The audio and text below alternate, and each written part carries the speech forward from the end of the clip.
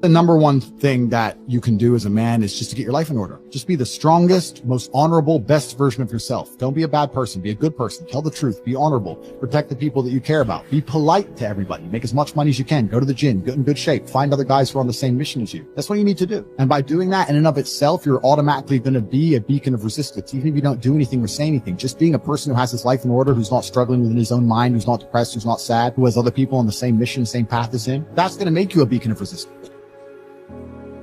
The only thing you can control in your life is what you think in your mind. So if you're going to sit there and go, oh, I'm sad, you can change that. Why you would allow your mind to take power from you? Why would you let your own mind convince you you're not a lucky person or I'm not confident? Why would you let your own mind sabotage you? Why wouldn't you reprogram your own mind to be on your team? Feel like shit. It's supposed to be warning you that your life is shit and something must change. And it's supposed to inspire you to push harder.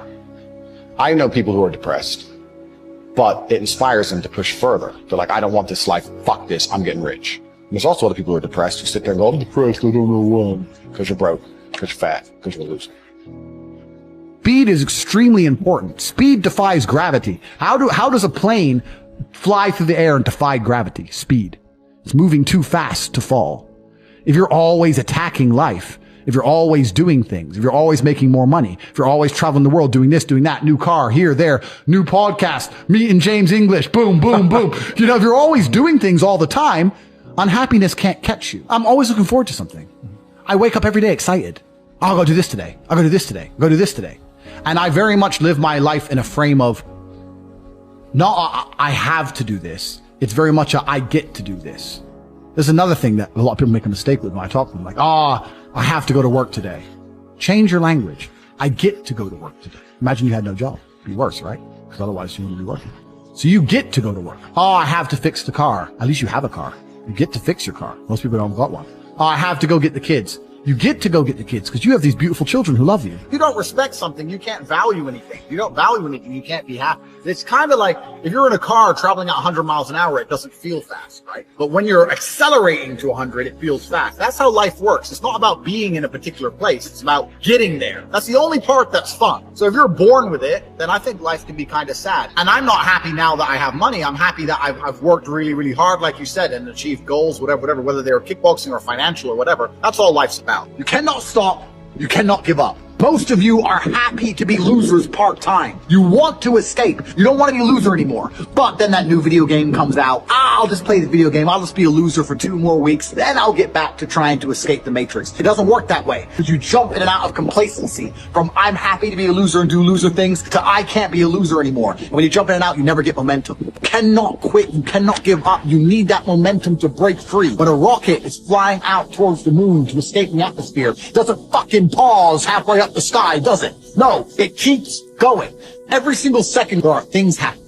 Conversations happening that you're not watching. Information. That could be the one little piece of information you need to break out. It could be that one little sentence that changes everything. But it ain't easy. It ain't gonna be given to you on a plate. You're gonna have to work. You're in competition with the entire world. Everyone wants to escape.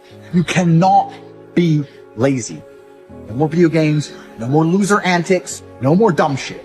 You are finally in the right place at the right time. You are the only person who can make this work, and you're also the only person who can fuck this up. I say this all the time. Still have to do the work. A wage slave brokey. Don't be one of those people. Never quit. Never give up. And if you only exist amongst the money, you're gonna end up with some money. You are the sum of the 5 people you spend the most time with. Then why the fuck are you spending time with negative people? Or people who complain? Or unhappy people? Or unlucky people? Or negative people? Stop talking to them. It's a reality you have to curate. And when you get your shit straight, it affects your entire life. And men understand this. They say, I understand you're the sum of the 5 people you spend the most time with. Then why are you friends with all these fucking nobodies? Why are you friends with these losers? Why are you doing it then? Then you're accepting what you're gonna be. I love winners. I love winners. Show me a winner. I love winners all day long, my friend. That's who I want to be friends with. Winners. That's what I want to be friends with. I don't want to be friends with anybody else. I don't see the advantage to it. And that's how I've always created my life, and it's served me very, very well. And I refuse to accept anything else because negative energy is extremely sticky. If you have friends who are talking negative shit, try and fix them. It's your duty. But if they're sticking to their negative narrative, you don't have a responsibility to them to a degree to sit there and allow them to pollute your life. Because that's what they're going to do. You have to get to a point where it's like, goodbye.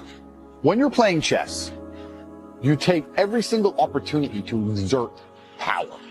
That's how you win. If there is a weak square, you conquer it. If there is an undefended piece, you take it. If you can check his king, you'll check his king. You'll pin his pieces. You'll fork him. You'll do anything you can to exert power. You'll find a weakness and you will exploit it. Now, if you don't do these things, you lose because your opponent will. I'd go to bed at night as a teenager. I looked it up on the internet. It was a Honda Civic Type R. I wanted one. It was 38,000 pounds. I had no money. Less than 50 pounds on my bank account. Couldn't afford it. Then I looked up how much a Ferrari cost. 210,000 pounds. And I said to Tristan, my brother, I was like, there are people with 210,000 pounds for a car. He was like, yes, so? I'm like, no, not so. How? If I worked my job for 6 years and saved every penny, if I walked to work and didn't eat, I couldn't buy this car. How are people doing this? I couldn't sleep at night when I was broke. I knew that everything was a lie. I knew the Matrix was lying to me. I knew I had to find a way out. I was sitting there going, I refuse to live my human years and be some second-class citizen peasant when there's people out here who get to do whatever the fuck they want.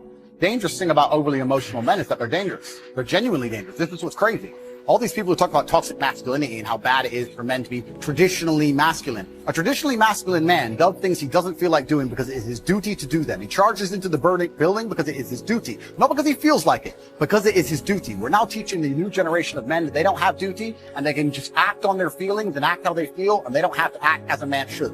You know what happens when you get men who just act how they feel? You get school shooters, you get violence, you get rapists. Men who do not control their emotions are dangerous. If you find a man who is stoic, he's not going to hurt people. He's going to sit and think about his actions very carefully, and he's going to be a good man who protects and provides their standard. He's going to teach you stoicism. He's teaching young men to understand that the world is very, very difficult. It's hard to be a man. You're going to feel bad sometimes.